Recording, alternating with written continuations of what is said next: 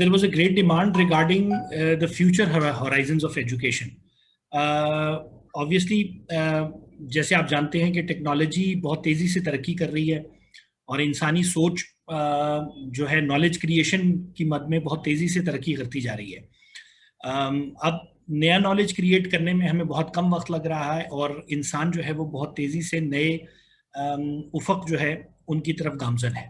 इस सारी सिचुएशन के अंदर मसला आप पिछले 10 साल के अंदर देखें तो हम ये देखते हैं कि टेक्नोलॉजी ने हमारी लाइफ को बहुत ज़्यादा चेंज कर दिया है. यानी आज से 10 साल पहले हमारी मोबाइल कम्युनिकेशन, हमारी इंटरनेट कम्युनिकेशन ऐसी नहीं थी और अब हम खुद जो है देख रहे हैं कि अब हम 5G की तरफ बहुत तेज़ी से बढ़ रहे हैं और ये कहा जा रहा है कि 5G के आने के बाद जो है वो एक दफ़ा फिर जो है वो चीज़ें रेवोल्यूशनाइज हो जाएंगी. तो सवाल ये है कि इन सारी चीज़ों का हमारी एजुकेशन के ऊपर क्या असर आ रहा है. क्या इनका एजुकेशन के ऊपर कोई असर आ रहा है? क्या करंट एजुकेशन सिस्टम जो हमारे पास है, जो स्कूलिंग का निज़ाम हमारे पास है, ये हमें मुस्तकबिल के तकाज़े पूरे करने के लिए काफ़ी है? और अगर फ़र्ज़ करें कि हम समझते हैं कि मुस्तकबिल के तकाज़े पूरे करने के लिए काफ़ी है तो फिर तो कोई परेशानी की बात नहीं है. और अगर हम ये एहसास करते हैं कि नहीं, ये मुस्तकबिल के तकाज़े पूरे करने के लिए नाकाफ़ी है और ये हमारी रिक्वायरमेंट्स को पूरा नहीं कर पाएगा, तो हमें फिर इस सारे मौजू को एक दफ़ा दोबारा से यानी इस पे नज़र षानी करनी होगी. तो the point is कि today's presentation is sort of an out of the box thinking. So we have to go out of the box to understand this concept. अगर हम बंद डब्बों के अंदर, जैसे कि हम बचपन से पैदा हुए, हमने मसलन जब से पैदा हुए हैं हमने बचपन का दौर गुजारा, हमने खुद अपनी स्कूलिंग गुजारी, तो एक ख़ास किस्म का स्कूलिंग पैटर्न हमने देखा. अगर तो हम उन्हीं पैटर्न्स में बंद होके सोचते रहेंगे तो शायद हम आज की प्रेजेंटेशन को सही मानों में समझ ना सकें. मगर अगर हम वाक़तन आज की प्रेजेंटेशन को सही मानों में समझना चाह रहे हैं तो कुछ देर के लिए हमने जो कुछ स्कूलिंग के ऊपर देखा हुआ है उस सब से अपने जहन को बाहर ले जाएंगे और उन सारी चीज़ों पर हम लिटरेचर की बेस पर, रिसर्च की बेस पर कुछ सवालात उठाने की कोशिश करेंगे और उसमें लिटरेचर की रोशनी में हम इसको देखेंगे, हिस्टोरिकली भी, और फिर जो आजकल जो मॉडर्न अफराद हमारे पास मौजूद हैं वो एजुकेशन को किस तरह देखते हैं, कुछ उनका भी हम अहवाल लेंगे. So the topic of our presentation is the future horizons of education and where do we stand.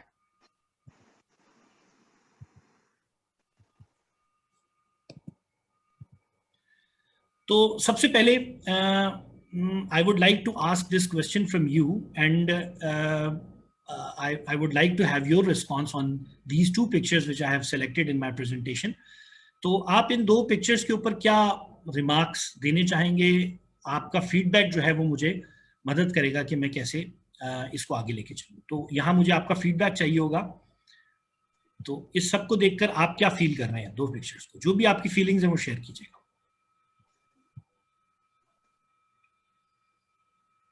Sir आप वन बाय वन पुकारेंगे या हम अपने रिस्पांस देना शुरू कर दें? नहीं, आप अपने रिस्पांस ओपन देना शुरू कर दें. अगर हाथ खड़ा करना चाहें तो वो भी कर सकते हैं, नहीं तो अपना माइक अनम्यूट कीजिए. हमारे पास क्या आप मेरी वीडियो देख रहे हैं? मेरी वीडियो देख रहे हैं? जी फरमाइए. Mentor Abdul Rahman from Hyderabad sir. जी जी फरमाइए. सर इसमें लेफ्ट वन पिक्चर जो है वो हमें ये शो कर रही है कि हम कुछ जो है पिछले दौर, पुराने ईयर्स का एक क्लासरूम है. सही है. और ये सेकंड वन जो राइट साइड की पिक्चर है ये हमें शो करती है कि एक तो ये करंट सिनेरियो को शो करती है, दूसरा ये कि ये एक को गैदरिंग का जो है ना उसमें एक कॉन्सेप्ट उभर रहा है और इसमें ये जो है वो एजुकेशन के साथ साथ कुछ तरबियत का भी जो है ना वो रेशियो इसमें शो किया जा रहा है कि वो इसमें तरबियत पर भी जोर दिया जा रहा है.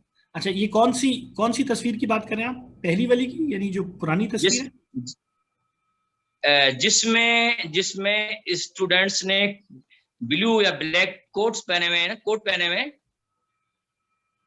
सही है. इसमें तालीम और तरबियत बोथ का कॉन्सेप्ट आपको नजर आ रहा है. थोड़ा सा मुझे महसूस हो रहा है कि आगे जो है. ठीक है, तरबियत का कॉन्सेप्ट कैसे नजर आ रहा है आपको? थोड़ा सा अगर इसको एक्सप्लेन कर सकें. हाँ, मैं सिर्फ इसका अंदाजा इस बात से लगा रहा हूँ कि इनके सामने जहां तक मैं समझ रहा हूँ कि हाँ अच्छा ये इनका केप है, हैट है इनका, पहले मैं समझा था कि शायद ये इनका जो है वो लंच की कोई प्लेट वगैरह है, लेकिन बाद में गौर किया ये मैंने जो है इनका हैट है। जी, ये इनके हैट्स हैं जो इनके आगे रखे हुए हैं। जी जी, या ये हेड्स हैं, ओके ओके। लेकिन सर ये बस ये भी करंट सिनारियो को शो कर रहा है कि जो थोड़ा सा मॉडरेट है इसमें बस। ठीक है, ठीक है। तो नाउ आई वुड रिक्वेस्ट ये हुमैरा अमरीन साहिबा जो हैं, इनसे मैं कहूँगा कि आप अपना जी जी, अस्सलाम वालेकुम सर। जी वालेकुम। सर ये जो हमारे पास ब्लैक एंड वाइट पिक्चर है, इसमें अगर देखा जाए तो तस्वीर पैसिव मोड में ली गई है, बच्चे उस तरफ देख रहे हैं और साइड से पिक्चर ली गई है। और जो हमारे पास रंगीन फोटो है तो उसमें पिक्चर जिस वक्त ली जा रही है तो बच्चे थोड़े से स्माइल भी कर रहे हैं। एक ये चीज़ डिफरेंस है। और दूसरी बात है कि हम पीछे देखें तो पीछे लाइब्रेरी है, कुछ फोटोज वगैरह है, वहाँ सिर्फ एक कुछ नक्शा वगैरह लगा हुआ है। तो जो हमारे पास ऑडियो विजुअल एड्स होते हैं तो वो ये दूसरी तस्वीर में हमें मिलते हैं। सही है, सही, ठीक है। थैंक यू वेरी मच, आपने भी बहुत अच्छा फीडबैक दिया अब्दुल रहमान साहब की तरह। शाहिद अब्बास साहब, I would like you to चाहूँगा बहुत सारी आवाज आप फरमाइए। सर इसमें जो पहले और वाइट और जो न्यू है ना जो लेटर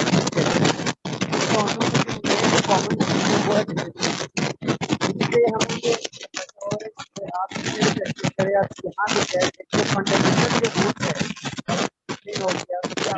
साहब आपकी आवाज जो है ना, आपका माइक सही नहीं आवाज दे रहा। जी शाहिद साहब, आपका माइक में कोई प्रॉब्लम आ रहा है, या तो आप माइक के बगैर, या आपसे रिक्वेस्ट है कि आप हमें लिख के भेज दें।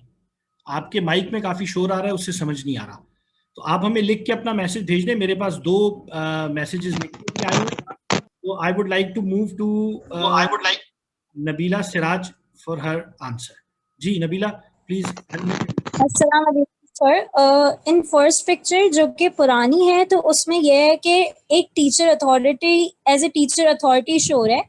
वो इस वजह से क्योंकि बच्चों का जो फेस है वो सिर्फ टीचर की तरफ है। आई एम अज्यूमिंग कि वहां पर एक टीचर है, ठीक है। तो बच्चों का जो फेस है वो टीचर की तरफ है, और वो जो एनवायरनमेंट है वो इतना रिच भी नहीं है। वहां पर बच्चों के पास मोटी मोटी बुक्स भी रखी हुई है, और जो है वो एक भी और एक से ज्यादा भी है एक बच्चे के पास। बनस्बत दूसरी पिक्चर में अगर हम देखते हैं तो वहां पर बहुत ज्यादा रिसोर्सफुल एनवायरनमेंट है। एनवायरनमेंट जो है वो बहुत ज्यादा प्रिंट रिच एनवायरनमेंट है, और जो है वो वहां पर बुक्स भी इतनी ज्यादा नहीं नजर आ रही। और टीचर भी, अगर हम क्लास का सिनेरियो है तो वहां पर टीचर मौजूद होगा और बच्चे फिर भी कैमरे की तरफ देख रहे हैं। तो आई थिंक कि यहाँ पर स्टूडेंट अथॉरिटिव क्लासरूम है, और एक तरफ एक स्टूडेंट सेंटर है और एक टीचर अथॉरिटिव है। सही, आप ये कहने चाह रही हैं कि जो हमारे पास नई वाली कलर्ड पिक्चर है that is actually a student centred environment, मगर जो पुरानी पिक्चर है that is a teacher centred environment. या एग्जैक्टली। ठीक है। So anyone else who would like to share his और her remarks? So in the meanwhile, I'll go to my chat box, and there are some points shared with me in my chat box. Let me share it with you all. आप वैसे देख भी रहे होंगे, उसमें हमारे पास एक input जो आ रही है शाहिद साहब की तरफ से आ रही है, आफ्ताब साहब की तरफ से आ रही है। आफ्ताब साहब फरमा रहे हैं कि traditional classroom versus modern decorated classroom. So वही तकरीबन जो अनिला का पॉइंट था वही यहाँ पे हमारे लिए क्लियर हो रहा है कि ट्रेडिशनल क्लासरूम हमारे पास हमारे लेफ्ट पे आ गया, राइट पे हमने मॉडर्न डेकोरेटेड क्लासरूम देख लिया। मुस्लिम साहब फरमा रहे हैं कि both pictures show direct learning instead of creative learning and field learning. Practical learning उनका कहना यह है कि दोनों में नहीं है, दोनों ही डायरेक्टेड लर्निंग यानी teacher centred learning, instructional based learning, chalk and board method वाली लर्निंग जो है दोनों में हमें नजर आ रही है। इनका कहना यह है। शाहिद साहब का पॉइंट जो उन्होंने लिख के अभी हमारे साथ शेयर किया, in both pictures the fundamental rule discipline is remained the same whatever you progress और change the life of style. अच्छा, इसमें वो कह रहे हैं कि डिसिप्लिन एक कॉमन फैक्टर है, दोनों चीजों में आपको दोनों ही डिसिप्लिन नजर आ रहे हैं। एक और comment we received, I don't see much difference in both the pictures except the resource in the classes. Misbah साहब हैं, और इंटरेस्टिंग रिमार्क मिसबा साहब कि I don't see much difference in both the pictures except the resources in the classes. ठीक है। असद साहब फरमा रहे हैं कि जी I think black and white picture is teacher centred not student centred, while colour picture some modern decorative class. agreed Asad and Misbah. So Shima Chung shared के she's agreeing with Asad and Misbah. देखिए ये एक हमारे पास एक teaser type चीज थी कि जो which I thought to share in the beginning of the lecture, and the point was actually कि इन दोनों में एक मॉडर्न तस्वीर है और एक पुरानी तस्वीर है. कई 100 साल के फर्क से दो तस्वीरें खींची गई हैं, मगर सवाल ये है कि कोई ज्यादा फर्क हमें नजर नहीं आ रहा. और बात वही समझ में आ रही है कि कुछ रिसोर्सेज बढ़ गए हैं, और रिसोर्सेज बढ़ने के बाद तकरीबन जो आपका लर्निंग का पैटर्न है वो सेम है. ये सेम है या नहीं है, इसको अलबत्ता हम आगे चल के देखने की कोशिश करते हैं कि ये वाकई चेंज हुआ है या नहीं हुआ. तो एक कमेंट मेरे पास और आया है, in both the classes control seems to be in teacher's hand. दोनों क्लासेस टीचर सेंटर्ड ही लग रही हैं, क्योंकि in student centre class obviously वहाँ आपको कोई ग्रुप सेटिंग नजर आती, स्टूडेंट्स को चलते फिरते नजर आते, सारे डिसिप्लिन और एक ही चीज में बैठेंगे, तो वो थोड़ा सा टीचर सेंटर्ड ज्यादा हो जाएगा. मगर हम देखते हैं इसको थोड़ा सा लिटरेचर की जबान में कि ये क्या हो रहा है. इससे पहले मैं आपसे पूछना चाहूंगा कि हमारे पास यहाँ पर 2 रोज हैं, और ये आपकी पार्टिसिपेशन ओपन रहनी चाहिए. आप जब फील करें अपना माइक ओपन कर लें और आप मेरे साथ शेयर कर सकते हैं अपनी फीलिंग्स को. तो आप ये देख रहे हैं कि हमारे पास 2 रोज यहाँ पर हैं. पहली रो में we have Einstein, Shakespeare, Henry Ford, Henry Truman. Henry Truman was a politician. He was a president of United States in around after Second World War, I think. Henry Ford जो है, ये आपको मालूम है कि Ford company का owner है, जिसने पहली दफा फोर्ड गाड़ी बनाई और उसको मैस प्रोडक्शन के अंदर ले गया, और इसकी गाड़ियां जो इसकी वजह से गाड़ियां जो हैं वो मैस प्रोडक्शन में आई और लोगों के हाथ में गाड़ी आना शुरू हुई. शेक्सपियर को आप सब जानते हैं, आइंस्टाइन को आप सब जानते हैं. इसके बाद मैं नीचे वाली रो में कुछ मॉडर्न लोग लेके आया हूँ. फिर मैंने एक कंपैरिजन बनाया है पुराने लोगों और नए लोगों के अंदर. And in the bottom row I have Bill Gates, I have Jeff Bezos, I have ये मेरे ख्याल में डिक चेनी है शायद, जो कि अमेरिकन वाइस प्रेसिडेंट रह चुके हैं, and then I have Elon Musk. तो सवाल मेरा ये है, ये कुछ पुराने लोग और कुछ नए लोग, पॉलिटिशियन भी हैं, बिजनेसमैन भी हैं, इंटेलेक्चुअल्स भी हैं. इन सब में कॉमन चीज आपको क्या लग रही है? कुछ शेयर करें, इनमें कॉमन क्या फील हो रहा है आपको?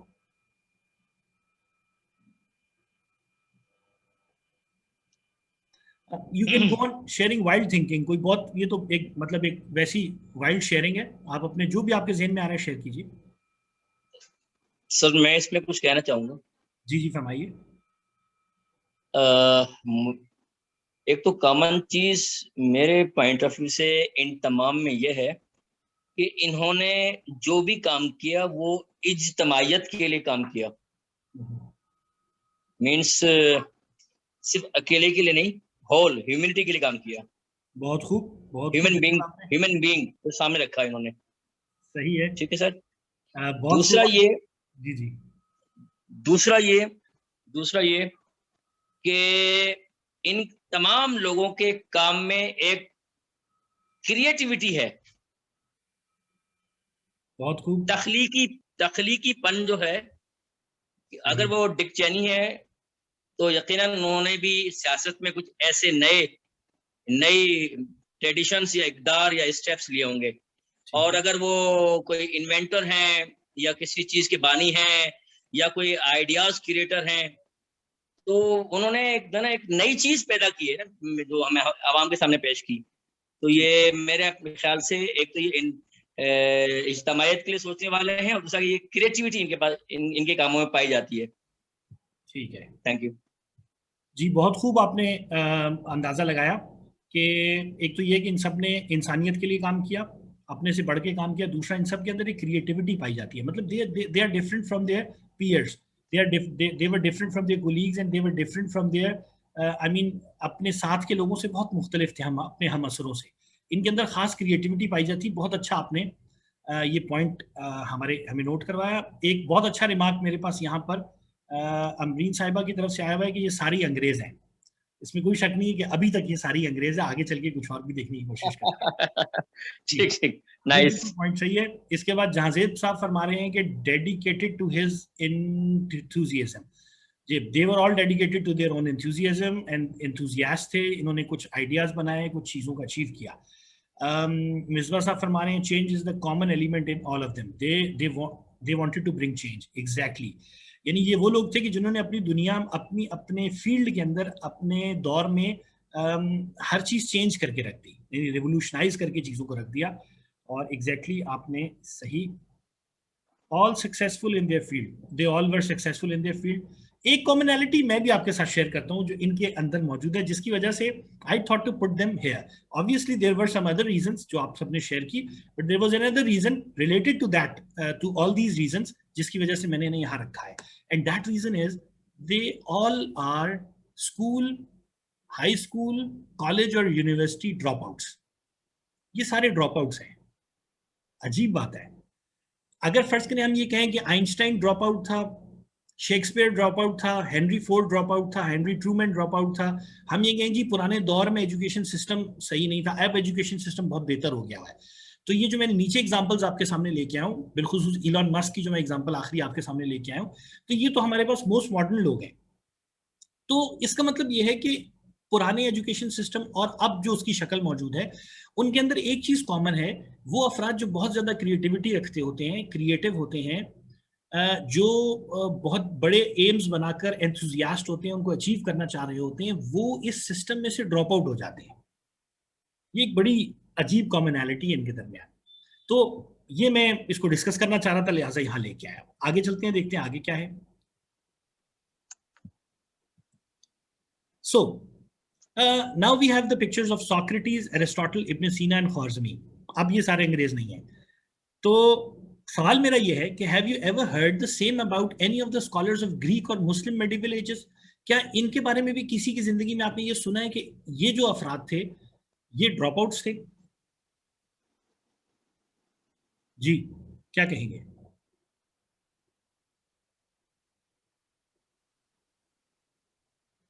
ये कुछ शेयर कीजिए.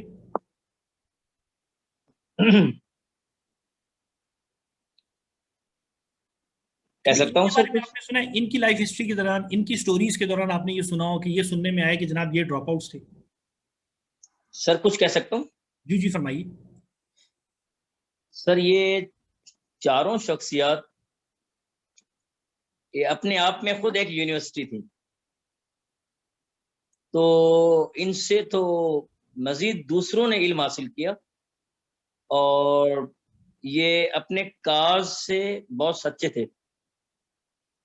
बात आपकी 100% ठीक है, मगर अगर हम वहां चले जाएं पीछे तो हमारे पास आइंस्टाइन मौजूद है, हमारे पास इस तरह की शख्सियात मौजूद हैं. तो ये भी अपने कॉज में बहुत ज्यादा, ये खुद यूनिवर्सिटीज थी और इन्होंने मतलब वो कुछ अचीव किया कि जो वाकईतन.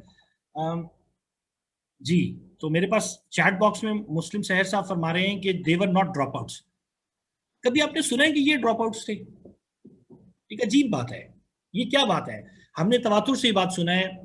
ऑलिवर स्टोन हमारे पास थे, मतलब बहुत बड़े बड़े अदीब और ऐसे लोग थे कि जो स्कूल कॉलेज ड्रॉप आउट्स हो गए. शेक्सपियर ड्रॉप आउट हो गया. आइंस्टाइन ने अपना थीसिस फाइनल बड़ा मुश्किल से लिखा. आपका बिल गेट्स जिसने कंप्यूटर, विंडोज और इन सारी चीज़ों की वजह से रिवोल्यूशनाइज कर दिया हमारी सारी जिंदगी को, ये ड्रॉप आउट्स थे. मगर जब हम चले जाते हैं अपने मेडिवल और मुस्लिम एजेस के अंदर, मेडिवल मुस्लिम के ग्रीक एजेस के अंदर, वहां हमें ये सुनाई नहीं देता. अगर हमें ये सुनाई नहीं देता तो इसकी वजह क्या है? कोई तो वजह होगी. क्या वजह है इसकी?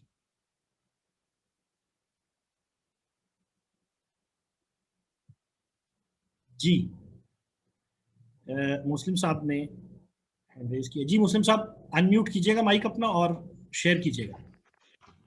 जी रजा भाई, ये जो पुराना एजिस में जो हमारे बुल सीना थे, अल-फराबी थे या ख्वारिज़मी थे, ये ड्रॉप आउट कैसे होंगे? वहाँ जो है ना स्कोर के अगेंस्ट नापा ही नहीं जाता था. असेसमेंट स्कोर्स के अगेंस्ट नहीं होती थी, अचीवमेंट के अगेंस्ट होती थी. तो उनकी तो अचीवमेंट ही अचीवमेंट थी.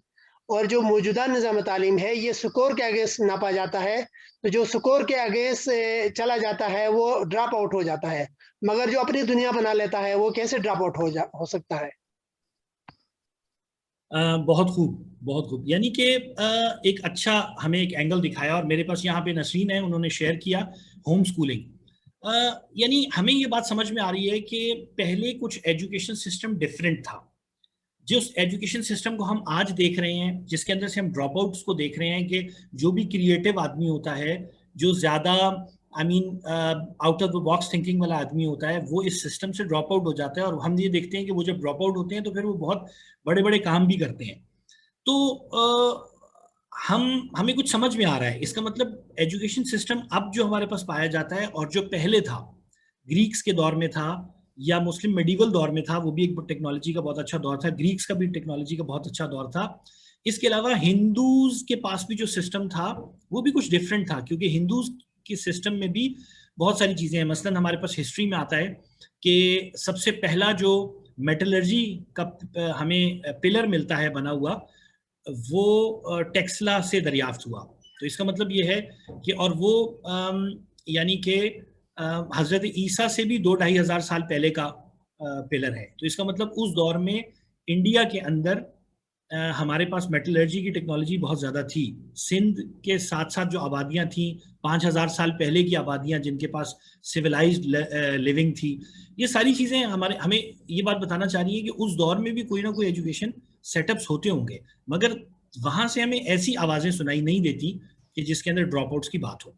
अभी मैं सिर्फ और सिर्फ जो है वो प्रॉब्लम को बिल्ड करता चला जा रहा हूँ, ताकि हमारे जहन के अंदर एक तजस्सुस पैदा हो, हम एक क्यूरोसिटी हमारे अंदर डेवलप हो कि बिलाखिर ये फ़र्क क्या है, जिसे हम जानकर अपने प्रॉब्लम को सॉल्व करने की कोशिश कर सकते हैं।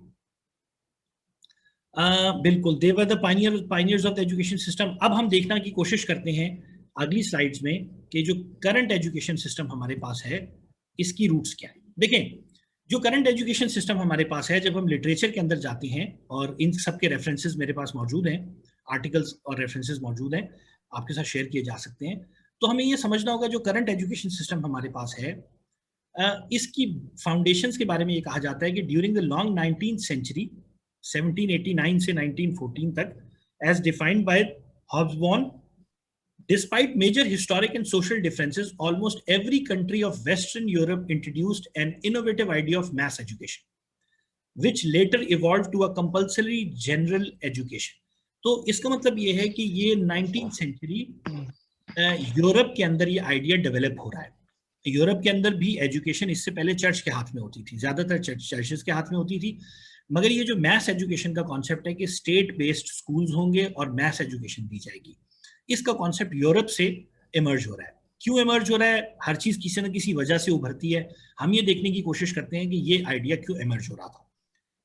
Education was shifted from church to state.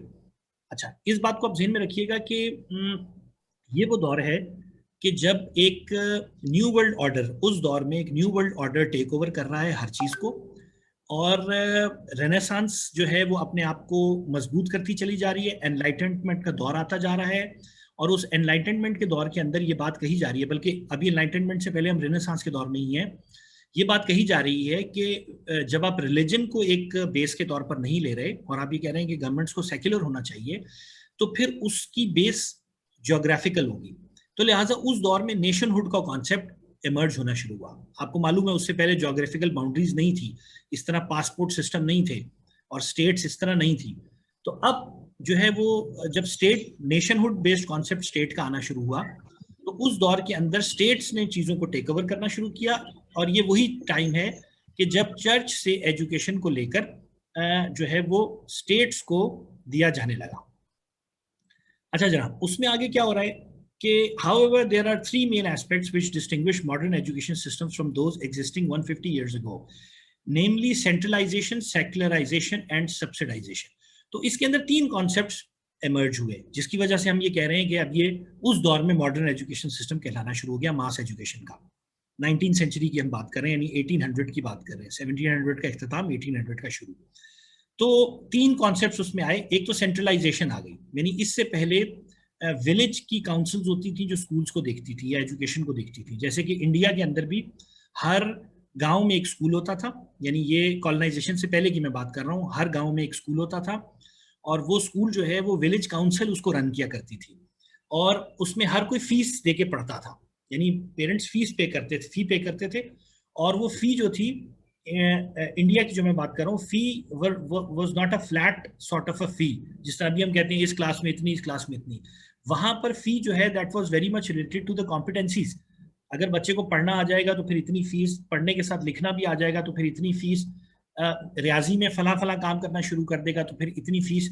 तो वो कॉम्पिटेंसी के साथ उन्होंने फीस को रिलेट किया हुआ था। इसी तरह यूरोप के अंदर भी था, चर्च पढ़ाते थे और चर्च उसका कुछ लेते थे या नहीं लेते थे वो फिर एक अलग मामला है, मगर कुछ प्राइवेट इस तरह के इंस्टीट्यूशंस भी थे जहाँ पे पेरेंट्स फी पे करते थे।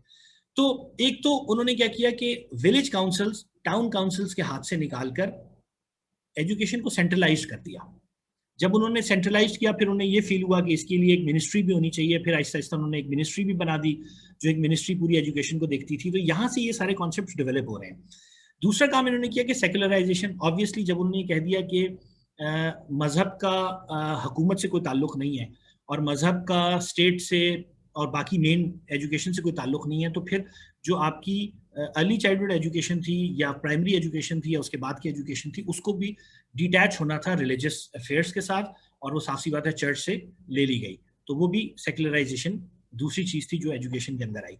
And third thing was subsidization, और तीसरी वही बात थी कि गवर्नमेंट ने सब्सिडाइज किया, यानी अब पेरेंट्स पे नहीं करेंगे, गवर्नमेंट सब्सिडाइज करेगी, गवर्नमेंट उसका खर्चा उठाएगी, जिसके लिए गवर्नमेंट ने फिर वो टैक्सेस लगाना शुरू किया और वो फिर टैक्सेस का पूरा सिस्टम बनना शुरू हुआ। तो ये सारी सिचुएशन 1900 के अंदर हो रही है। अब ऐसा क्यों हो रहा था इसको भी हम देख लेते हैं।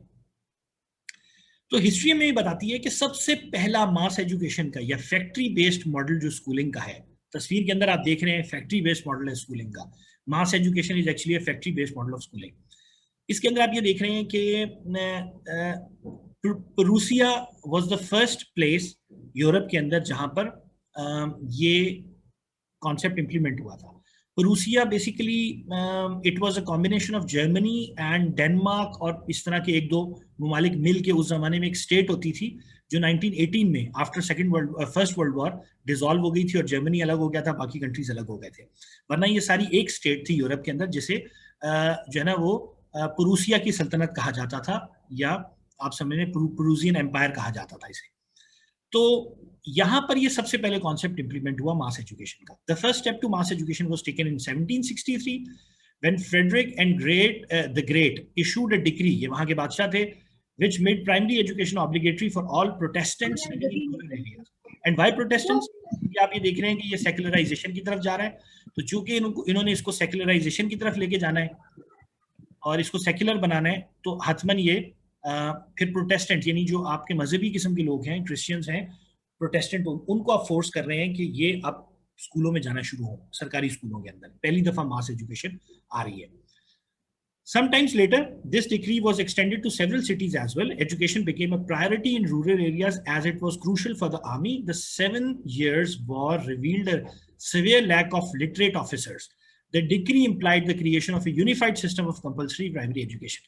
उस जमाने में आपको मालूम है यूरोप में जंगें भी बहुत होती थी, तमाम यूरोपीय ममालिक आपस में काफी ज्यादा जंगें करते थे, और बेसिकली ये सिस्टम इसीलिए बनाया गया था क्योंकि उन्हें वो फौज चाहिए थी।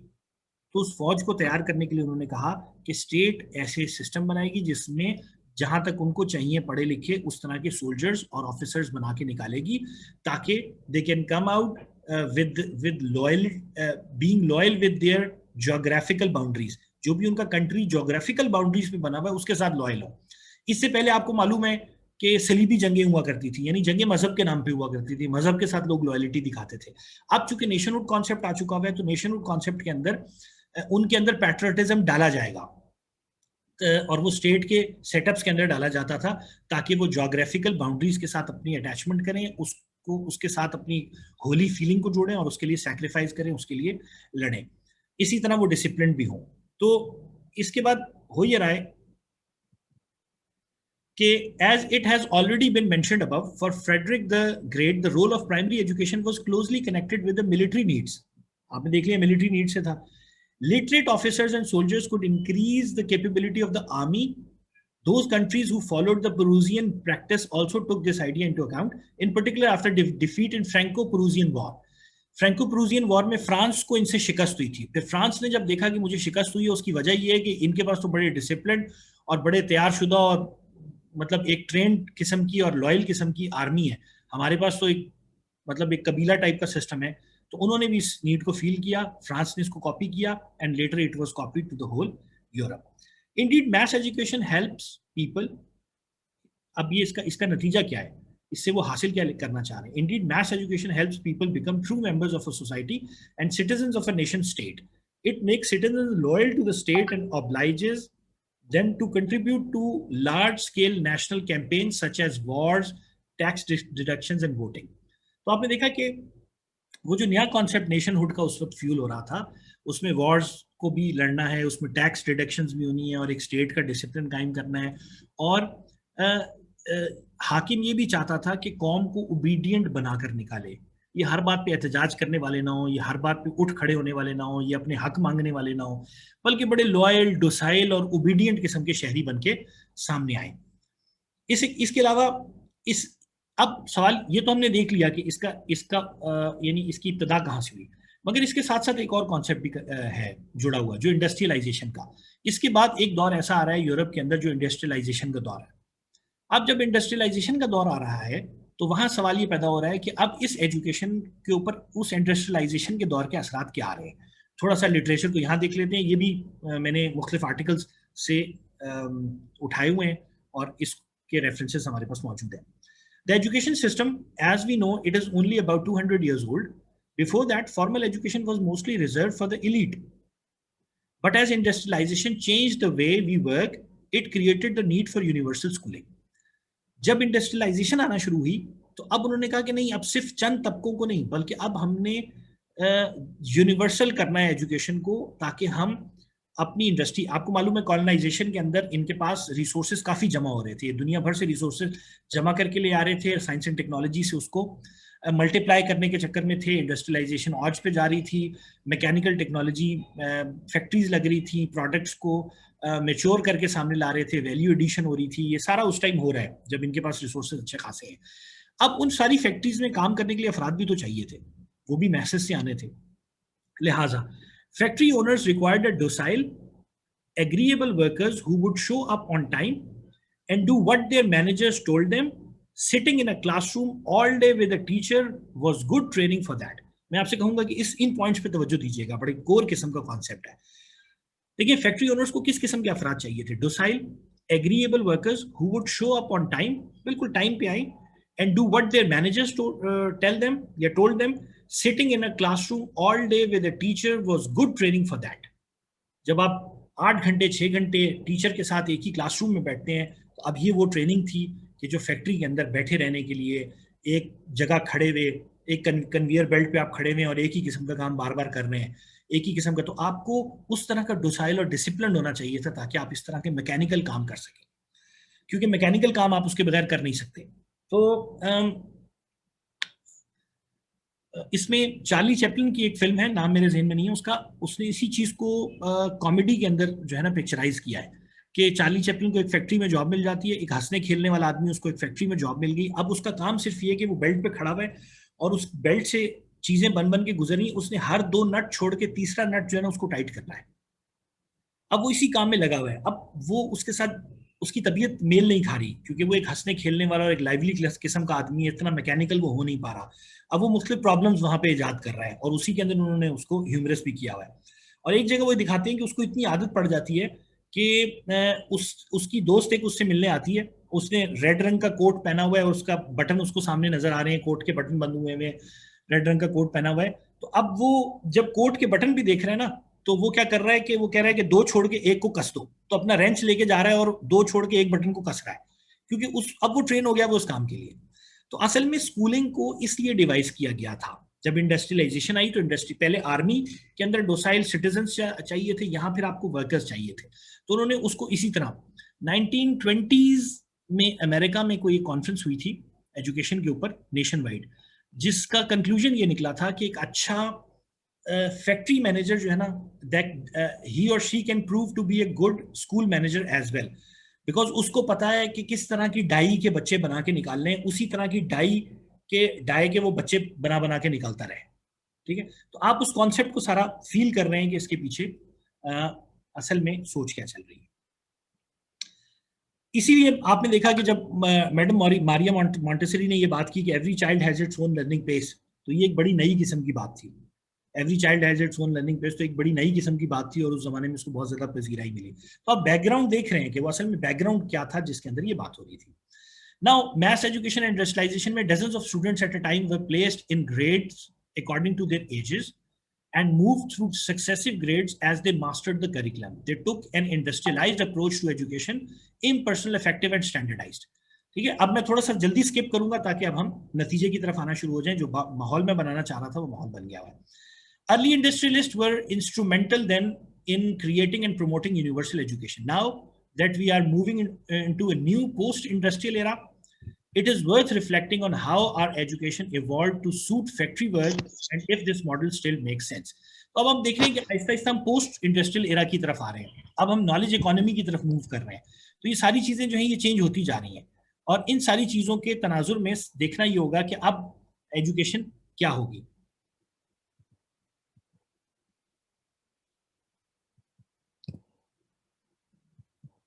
जी, अब मैं एक पॉइंट इसमें और ऐड करना चाहूंगा। हमने देख लिया कि मैथ एजुकेशन स्टार्ट कहाँ से हुई थी, बेसिकली यूरोप से स्टार्ट हुई। यूरोप और मिलिट्री नीड्स थी, नेशनहुड एक नया कॉन्सेप्ट आया था, उसको इनग्रेन करना था और हमने पैट्रियोटिक किस्म के सिटीजन्स बना के निकालने थे।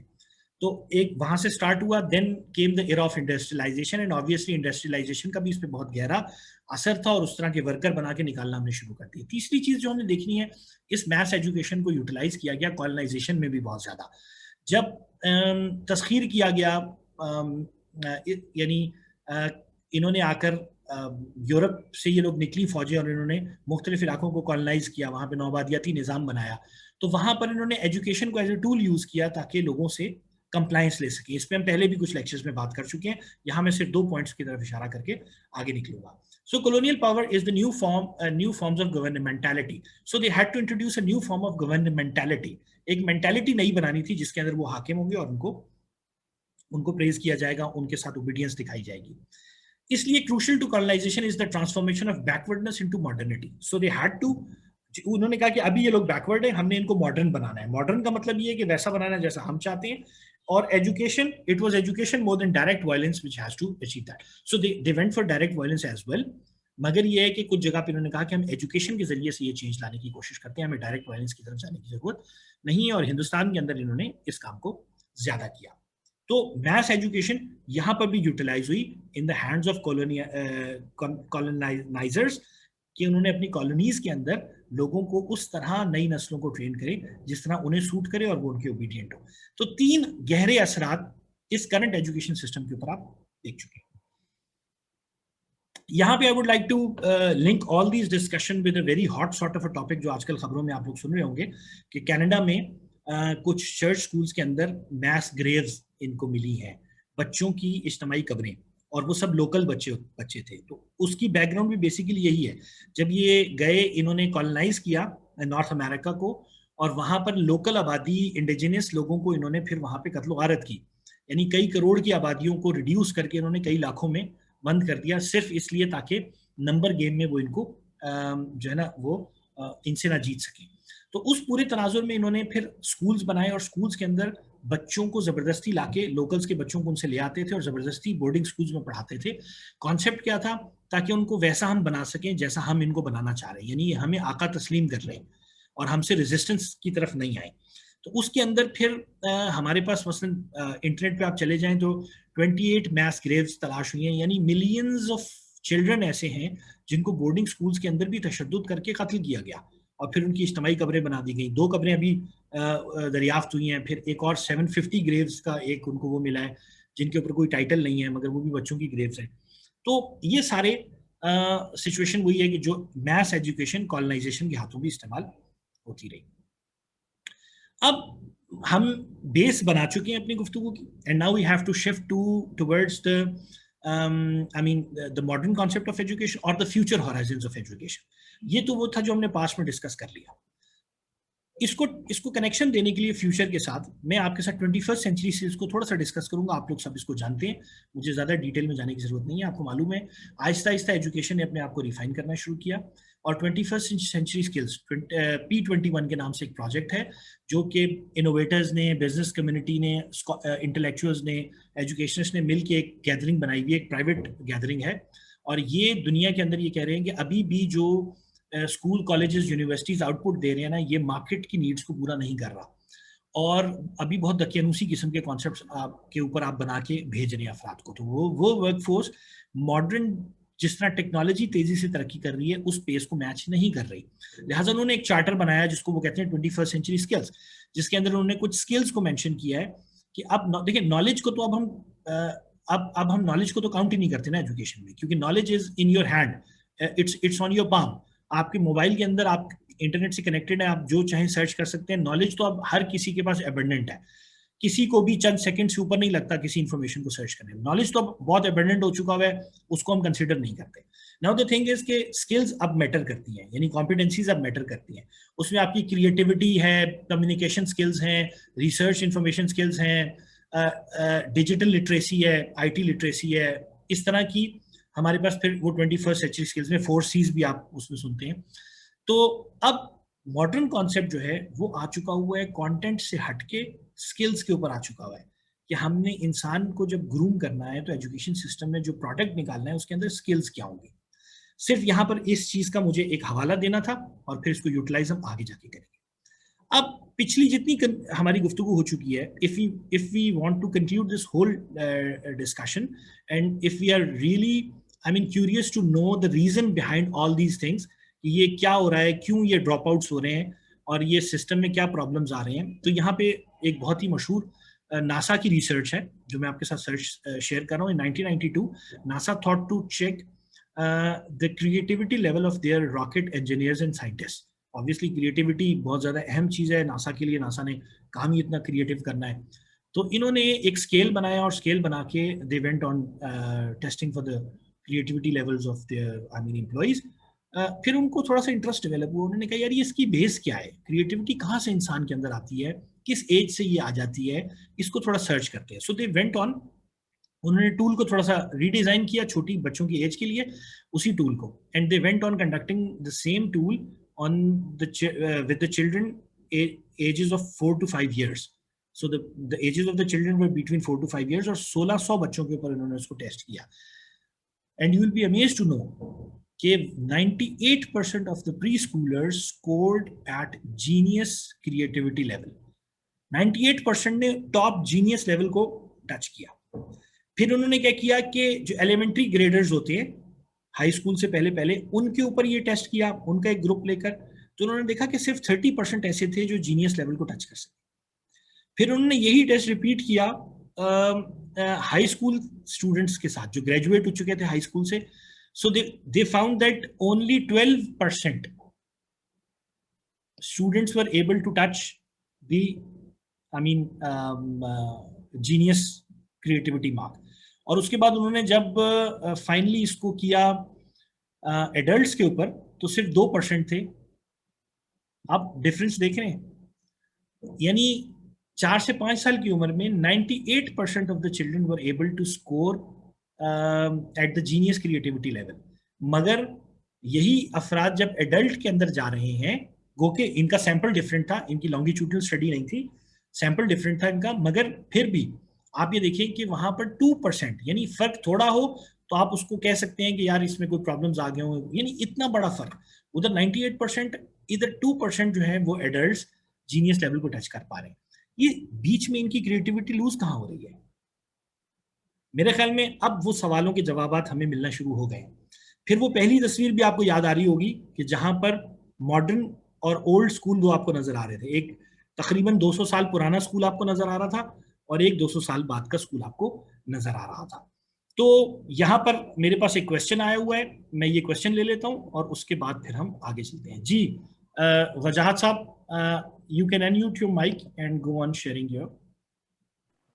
जी सर, अस्सलाम वालेकुम। जी वालेकुम सलाम।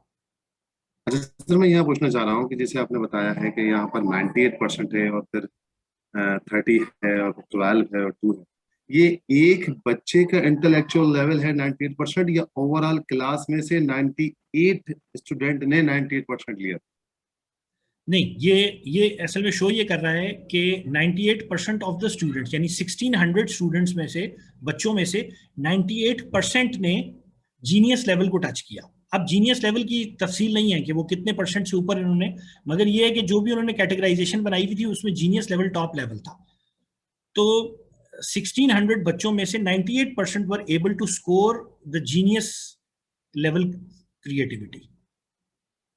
तो ये इसका बेसिक है। सर, इसमें ज़िमनी सवाल ये आता है कि इनका जीनियस लेवल चेक करने के लिए क्या टूल जो था वो टूल सेम था या अलग अलग होगा?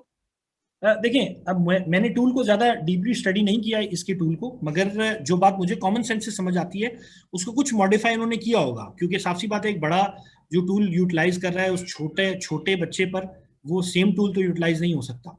तो कुछ ना कुछ उन्होंने उसका यानी उसको रखा होगा कैसे वो स्केल अप कर रहे हैं, स्केल डाउन कर रहे हैं।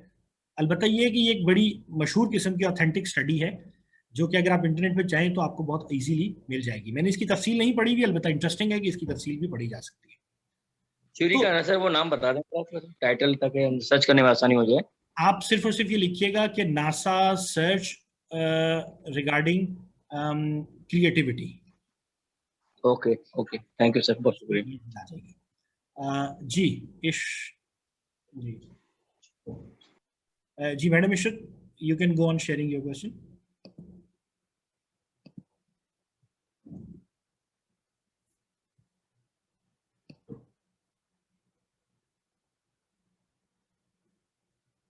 जी Ishrat, you want to share something?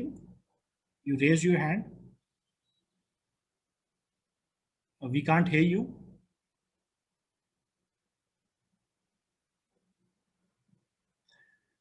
ठीक है जी, तो अब हम इसको क्लोजिंग की तरफ लेके चलते हैं और हमने ये देख लिया कि ये सारी चीजें हमारे सामने आ चुकी हैं। अब सवाल ये पैदा होता है, हमारे पास 10 मिनट हैं जिसमें हमने क्लोज करना है इसको इंशाल्लाह, और फिर हम आपके 15 मिनट, और फिर हम आपके क्वेश्चंस की तरफ चलते हैं। देखिए, यहाँ पर मैं आपके साथ शेयर ये करना चाहूंगा कि अब जो मॉडर्न कॉन्सेप्ट एजुकेशन का है हमें उसको देखना होगा। ये जो जिस क्लास, ये एक तल्ख हकीकत है जिसको हमें एहसास करना होगा कि ये जो क्लास बेस्ड जिस किस्म का एक स्ट्रक्चर्ड किस्म का सिस्टम हमारे पास आ रहा है, ये हमारी मौजूदा दौर की जरूरियात पूरी नहीं कर सकता। शायद ये उस दौर की जरूरियात भी पूरी नहीं करता रहा, क्योंकि आप देखते रहे हैं कि जितने भी टॉप लेवल के अफराद थे वो अक्सर ड्रॉप आउट्स ही होते थे और वो इस सिस्टम की पैदावार नहीं होते थे। ये सिस्टम जो है ये एक मीडियोकर लेवल के मैनेजर्स और आप समझ लें प्रोफेशनल्स तो बना सकता है, मगर अगर हम ऐसे अफराद बनाना चाह रहे हैं, और हर बच्चा जीनियस है, आप देख रहे हैं कि 4 साल की 5 साल की उम्र में हर बच्चा तकरीबन 98% बच्चे हमारे पास जो है ये टॉप जीनियस लेवल को टच करें। इनकी क्रिएटिविटी बहुत ज़बरदस्त है, इनके अंदर ये सारी स्किल्स बहुत अच्छे अंदाज में मौजूद हैं। तो ये हमारा मौजूदा एजुकेशन सिस्टम है कि जो इनको चेंज करके इस तरह का बना देता है, बहुत ज़्यादा डोसाइल, स्ट्रक्चर्ड, कोई सवाल नहीं करना, चुप करके मुअद्दब खड़े होना है। ये सारी चीज़ सिचुएशंस जो हैं जो आपने देखी जिसकी वजह से ये सिस्टम बने थे, तो वो सारी चीज़ें हमारे साथ कैरी ऑन हो रही हैं। अब मैं यहाँ पर एक वीडियो आपके साथ शेयर करना चाहूँगा। ये तकरीबन 5 मिनट की वीडियो है और आई होप कि यहाँ पर हमारे पास साउंड शेयर ऑन है। अगर आपके पास साउंड ना आ रही हो तो आप मुझे काइंडली बता दीजिएगा कि आपके पास साउंड नहीं आ रही। ठीक है जी, इसका लिंक भी लेटरली मैं आपके साथ शेयर कर लूंगा और इसको आप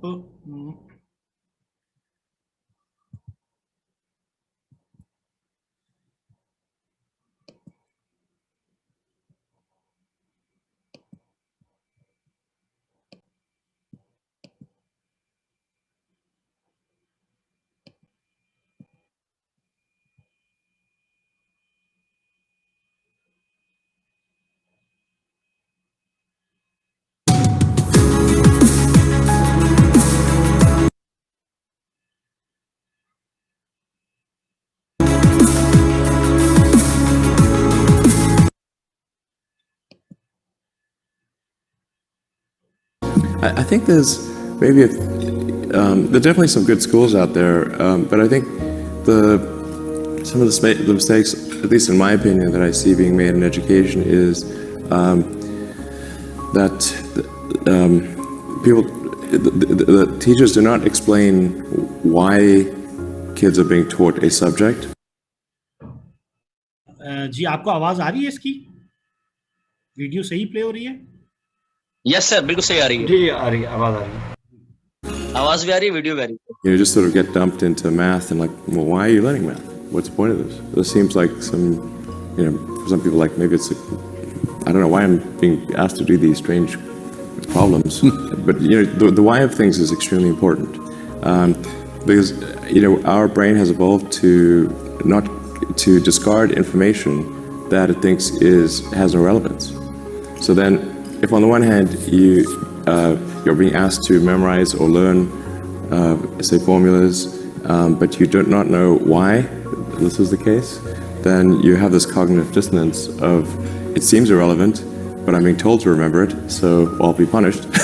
So I better remember it. But so the why of things is very important, and then being able to and then picking kind of a problem, and then using various educational tools to solve that problem, using math or physics or economics to solve that problem is far more engaging than teaching the tools. There's a difference between say, well, we're going to take apart this engine and see how it works and put it back together again. And then, in order to take the engine apart, we need wrenches and screwdrivers and a winch and Allen keys and whatnot. And then, in the course of solving the problem of taking the engine apart and putting it back together, you learn about wrenches and screwdrivers and all the tools that you need. And then now you understand the relevance. This is why wrenches are important. Whereas if you had a class on wrenches, why does this not seem that great?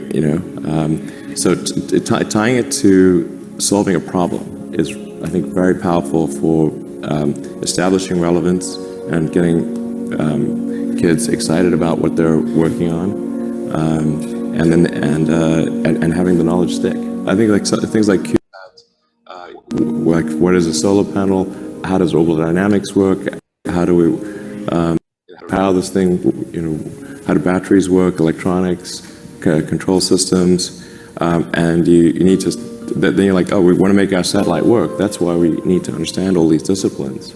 So I think it's like CubeSats, student CubeSats are great. Like things like design, build, fly for model airplanes or Formula SAE. We've got to design and build a kind of a race car and then race that against other people. I think those things are very powerful for learning tools. Actually, I created a little school. It's called Ad Astra, which means to the stars. That's maybe a bit different from most other schools. Is that there aren't any grades. There's no. Ji, here I would like to pause this video. बहुत ही अच्छे अंदाज में इसने, ये basically Elon Musk की video है और Elon Musk ने इसको बहुत ही अच्छे अंदाज में जो है वो समराइज किया है। मैं उसके वर्ड्स को थोड़ा सा समराइज करके दोहरा देता हूँ ताकि हम इसको कंक्लूड करके आगे निकलें। देखिए, उसने एक बात को यहाँ पे क्लैरिफाई करने की कोशिश की। उसने कहा कि देखिए, मॉडर्न ये एजुकेशनिस्ट नहीं है। इलॉन मस्क आपको मालूम है इस वक्त एक दुनिया में मोस्ट सक्सेसफुल आदमियों में शुमार होता है। इसकी बहुत सारी इन्वेंशंस हैं और ये 2027 के अंदर या 26 के अंदर इसका एम ये है कि ये मार्स पे पहली इंसानी बस्ती जाके बसाएगा। इलेक्ट्रिक कार्स का कोई ट्रेंड यहाँ नहीं था, इलेक्ट्रिक कार्स का ट्रेंड इसने डाला। नासा जो है पहले अपने रॉकेट्स ज़ाया कर देता था क्योंकि एक रॉकेट एक ही दफ़ा इस्तेमाल होता था। इसने कॉन्सेप्ट ये निकाला कि नहीं, रॉकेट को रीयूज़ होना चाहिए, उसमें रीफ्यूलिंग हो जाए। अब रॉकेट आसमान में जाते हैं, अपने पेलोड वहाँ छोड़ते हैं, वापस आते हैं, उसी तरह लैंड कर जाते हैं, उसमें दोबारा फ्यूल, तो इससे स्पेस ट्रैवलिंग बहुत ज़्यादा सस्ती हो गई। तो इस तरह के इनोवेटिव आइडियाज़ हैं और ये खुद भी ड्रॉप आउट है। इसके अपने 6 बच्चे हैं और ये 6 बच्चों के हवाले से सोचता रहता है कि मुझे इनके हवाले से क्या करना है। तो इसने एक नया स्कूल बनाया है। इससे जब दुनिया ने पूछा कि यार तुम एक सक्सेसफुल आदमी हो, तुम अपने बच्चों को इन स्कूलों में क्यों नहीं डालना चाह रहे, इसने उसकी कुछ रीजंस बयान किए हैं इस पूरी सिचुएशन में। मैं उसको आपके सामने बयान कर देता हूं ताकि आप उसको उस चीज़ों के साथ कनेक्ट कर लें जो हम हिस्ट्री में अपने करंट स्कूल्स के हिस्टोरिकल बैकग्राउंड को देखते आ रहे हैं। ये कह रहा है कि इन स्कूलों के साथ प्रॉब्लम ये है कि ये किसी चीज़ को प्रोजेक्ट बेस्ड लर्न नहीं करवाते, प्रॉब्लम बेस्ड लर्न नहीं करवाते।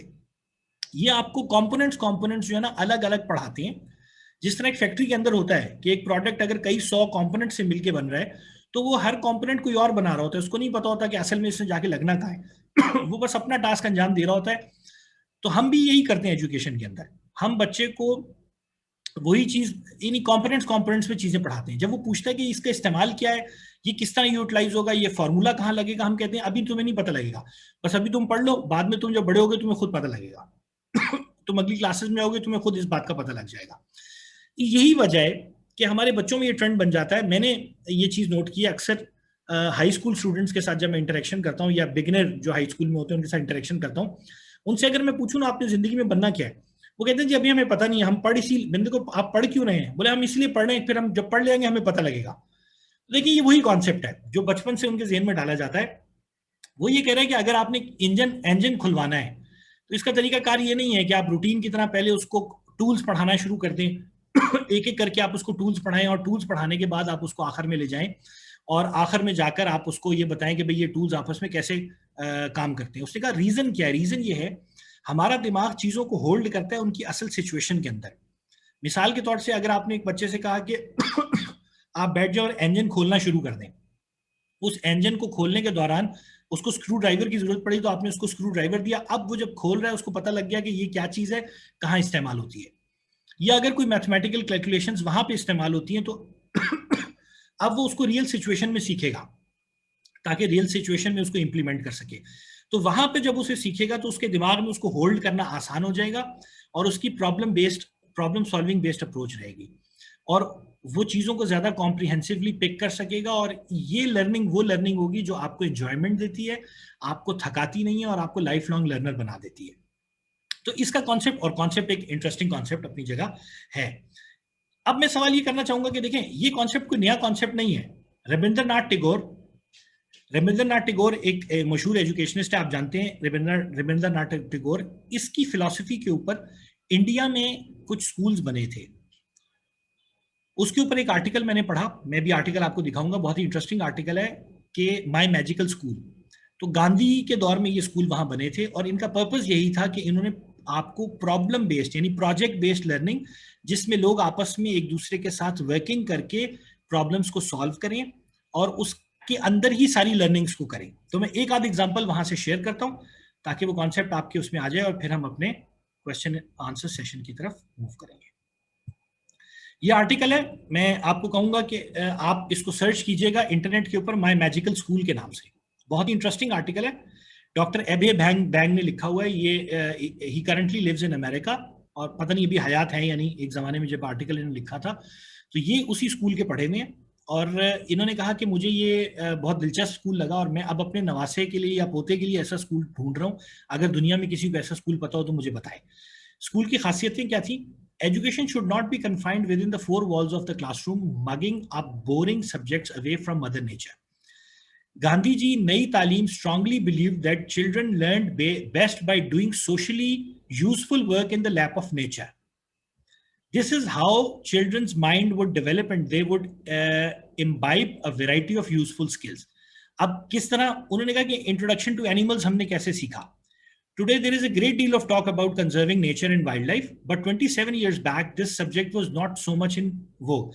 तो उन्होंने कहा कि हमारे जो मराठी लैंग्वेज पढ़ाने वाले टीचर थे, वो टीचर जो थे, वो बेसिकली हमें किस्से कहानियां सुनाते थे, वो शिकारी रह चुके थे। उन्हीं किस्से कहानियों से हमने दरख्तों के नाम, फिर हम जाते थे वॉक के ऊपर, वहां पे दरख्तों को सबसे पहले हम लोकल नाम से जानते थे, आहिस्ता आहिस्ता उसके साइंटिफिक नेम्स जानते थे, उसी में हम रिसर्च करके सारी चीजों को लर्न करते थे। एक उन्होंने और कहा कि न्यूट्रिशन और इस कॉन्सेप्ट को हमने कैसे लर्न किया, ये भी इंटरेस्टिंग पार्ट है। उन्होंने कहा कि हमारे ग्रुप्स बनते थे और चूंकि बोर्डिंग स्कूल था तो मेस की जिम्मेदारी ग्रुप्स की लगा करती थी, और जब मेस की जिम्मेदारी लगती थी तो हमें ये बताया जाता था कि टोटल एक्सपेंस आप इतना कर सकते हैं, इस एक्सपेंस के अंदर आपने ये न्यूट्रिशन वैल्यूज का चार्ट है जो पूरा करना है। फिर हम लोग मार्केट जाया करते थे, मार्केट जाके हम लोग चीज़ों के रेट निकालते थे, फिर हम देखते थे आके किताबों के अंदर किसके अंदर कितनी न्यूट्रिशनल वैल्यू है, कार्बोहाइड्रेट्स हमने कितने % पूरी करनी है, प्रोटीन कितने % पूरी करनी है, अगर प्रोटीन हम बीन्स से पूरी कर रहे हैं तो उसकी कॉस्ट उसकी मार्केट में प्राइस क्या है, मीट से पूरी कर रहे हैं तो उसकी प्राइस क्या है।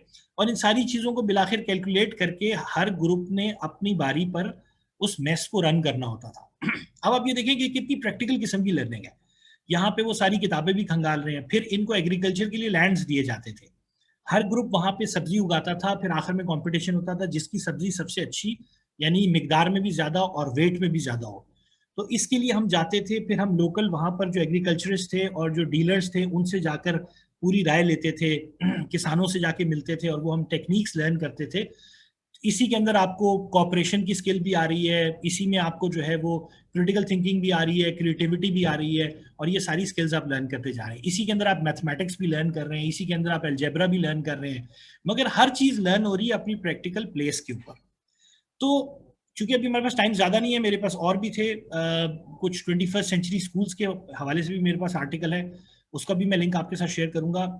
वर्ल्ड इकोनॉमिक फोरम ने बनाया हुआ है वो कि 21st सेंचुरी स्किल्स के अंदर 21st सेंचुरी में जब हम नॉलेज बेस्ड इकोनॉमी की तरफ जा रहे हैं तो उस नॉलेज बेस्ड इकोनॉमी में हम किस तरह जो है वो चीज़ों को ऑपरेट करेंगे, फोर्थ इंडस्ट्रियल रेवोल्यूशन में किस तरह एजुकेशन अपना रोल प्ले करेगी।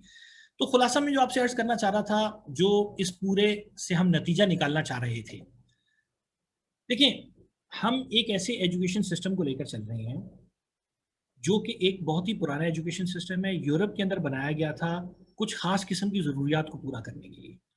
फिर वो कॉलोनाइजेशन की वजह से हमारे इलाकों में और पूरी दुनिया में फैल गया और उसको यूज़ किया गया हमें कॉलोनाइज करने के लिए, हमें सोबर बनाने के लिए, हमें डोसाइल बनाने के लिए, हमें ओबीडियंट बनाने के लिए, जिसके लिए उन्होंने हमारी क्रिएटिविटी और बहुत सारी चीज़ों को मारा। हम वही सिस्टम अपनी औलादों पर भी इम्प्लीमेंट करते हैं और हम स्कूलों के अंदर वही सिस्टम जो है वो हम इम्प्लीमेंट करते हैं बाकी स्टूडेंट्स के ऊपर भी। सवाल यहाँ वो फिर वही आ जाता है, सवाल यहाँ ये आ जाता है कि डिग्रीज नहीं होंगी तो फिर क्या बनेगा, सर्टिफिकेट्स नहीं होंगे तो क्या बनेगा। आज दुनिया मूव कर रही है कहीं और। आप जितनी इस वक्त आपकी टॉप दुनिया की फर्म्स हैं, गूगल हो गया, इलॉन मस्क की कंपनीज हो गई, ये सब अब डिग्रीज बेस्ड हायरिंग नहीं कर रही। लर्निंग बहुत ज्यादा ऑनलाइन जाती जा रही है, ओपन सोर्सेज की तरफ जाती जा रही है लर्निंग, और अब ये स्किल बेस्ड हायरिंग कर रहे हैं। यानी कि टेस्ला की जितनी गीगा फैक्ट्रीज लग रही हैं, यूरोप में भी गीगा फैक्ट्री लग रही है, उसमें ओपन ऐलान है कि हम स्किल्स मेंशन करेंगे। आप अगर समझते हैं कि वो स्किल सेट आपका फील्ड मैच करता है, आप आए, हम आपका स्किल टेस्ट करेंगे। हम कोई डिग्री आपकी एक्सेप्ट नहीं कर रहे, यानी हम कोई दुनिया में डिग्री देख ही नहीं रहे। तो अब आपने देखना शुरू किया कि इन सारी सिचुएशंस के अंदर जो है वो दुनिया बहुत चेंज होती जा रही है, और इस चेंज दुनिया के अंदर हम बहुत पीछे हैं। हम वही पुराने तस्वुरात जो है ना उनको लेकर चल रहे हैं और हम उसी को मैच करते करते आगे निकल रहे हैं। तो यहाँ पर फिर वही मैं इकबाल का आखिर में शेयर करना चाहूंगा कि आईने नौ से डरना, तर्जे कोहन पर चलना, मंजिल यही कठिन है कौमों की जिंदगी। So thank you very much for your precious time. यही एक दर्द था जो आपके साथ शेयर करना था और लिटरेचर एविडेंस की बेस